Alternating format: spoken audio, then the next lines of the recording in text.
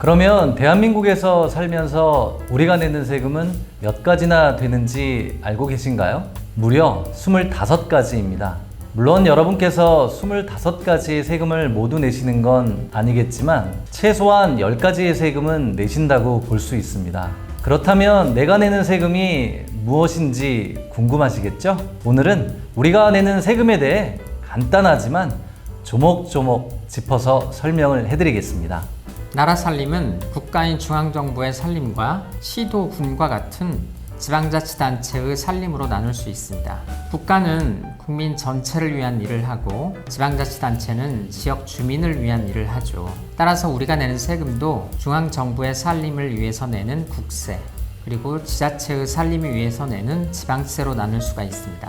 국세가 14가지, 지방세가 11가지, 그래서 모두 25가지의 세금이 있습니다. 이번에는 지방세에 대해서 알아보겠습니다. 지방세는 국세에 비해서 간단합니다. 지방세는 크게 도세와 시군세 두 가지로 나눠지는데요. 즉 광역지자체 그리고 시군 단위로 나눠집니다. 광역지자체란 특별시, 광역시, 도, 특별자치도, 특별자치시 등을 포함합니다. 특별자치시는 세종시이고 특별자치도는 제주도입니다.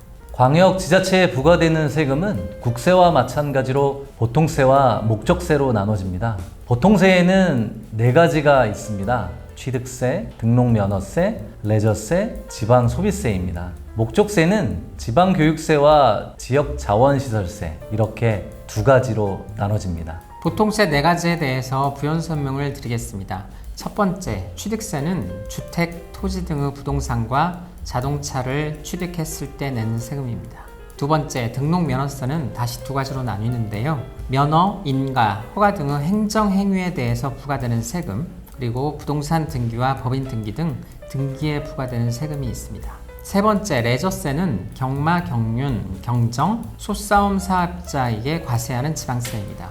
마지막으로 지방소비세는 국세 중 부가가치세를 쪼개서 지방으로 세수를 돌린 세금인데요. 2023년도 지방소비세의 세율은 부가가치세의 25.3%에 해당합니다. 마지막으로 시군에 부과되는 시군세는 5가지입니다. 담배소비세, 주민세, 지방소득세, 재산세, 자동차세입니다. 여러분께서 담배를 피우신다면 국세로서 개별 소비세를 내시고 시군세로서 담배 소비세를 내시는 겁니다. 주민세는 주민으로서 여러분이 살고 있는 시군에 내시는 세금입니다. 지방소득세는 종합소득세를 내시는 여러분께서 지방에 내는 별도의 세금이라고 보시면 됩니다. 재산세와 자동차세는 여러분께서 소유하고 계시는 부동산과 자동차에 부과되는 세금입니다. 그런데 여기에서 재산세의 재산에는 부동산 이외에도 항공기와 선박도 포함이 된다는 점 알아두셔도 좋겠습니다. 이제까지 우리가 살면서 납부해야 할 세금 25가지에 대해서 말씀드렸는데요. 다시 한번 정리해보면 이렇습니다. 세금에는 국세와 지방세가 있고 국세에는 관세와 내국세가 있습니다. 다시 내국세에는 보통세와 목적세가 있고 목적세는 3가지, 보통세는 직접세 5가지, 간접세 5가지로 나누어집니다. 지방세는 도세와 시군세로 나눠지고 도세는 보통세 4가지, 목적세 2가지가 있습니다. 시군세는 모두 5가지입니다. 이렇게 내야 할 세금이 많다 보니 세금을 체납하는 경우가 종종 생깁니다. 모든 세금은 납부해야 할 마감기간이 있기 때문에 마감기간을 어기고 세금을 체납하는 경우에는 불이익이 따라옵니다. 그러면 어떤 불이익들이 생기는지 살펴보겠습니다. 그 불이익은 모두 7가지 정도로 정리해 볼 수 있는데요.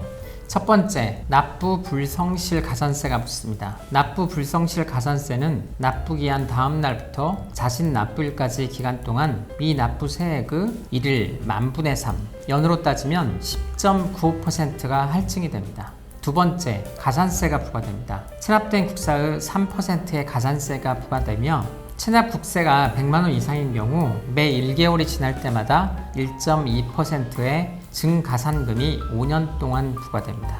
세 번째, 압류 및 체납세금 충당입니다. 세금을 미납하는 경우 체납자의 재산을 압류할 수 있으며 압류된 재산을 매각하여 미납세금을 충당할 수 있습니다. 넷째, 인허가 사업의 제한. 인허가 면허 사업의 경우 국세를 3회 이상 체납하고 그 체납액이 500만 원 이상인 경우 그 사업이 취소될 수 있습니다. 다섯째, 출국 금지. 국세를 5천만 원 이상 체납한 자로서 소유 재산으로 채권 확보를 할 수 없고 체납 처분을 회피할 우려가 있는 경우 출국이 금지될 수 있습니다. 여섯 번째, 신용 등급에 악영향을 미칠 수 있겠죠. 다음의 경우에는 세무서에서 신용정보기관으로 자료를 제공합니다. 체납 발생일로부터 1년이 지나고 국세 체납액이 1,000만 원 이상인 자, 1년에 3회 이상 체납하고 국세 체납액이 1,000만 원 이상인 자, 결손 처분액이 1,000만 원 이상인 자, 이러한 경우에는 신용불량 정보로 등록이 되어 각종 금융 제재를 받을 수 있습니다. 그리고 마지막으로 고액 상습 체납자, 즉 국세 체납액이 7억 원 이상이고 체납 발생일로부터 2년 이상 경과한 경우 그 신원이 공개됩니다.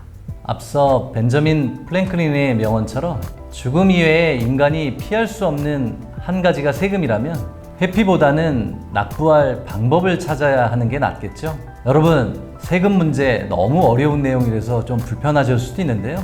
여러분은 2023년 뭔가 얻었을 때의 취득세, 많이 얻어서 남한테 양도해서 얻는 양도세, 이 두 가지가 풍성한 한 해가 되길 바라면서 저희 변호사님의 마지막 멘트로 마무리하겠습니다.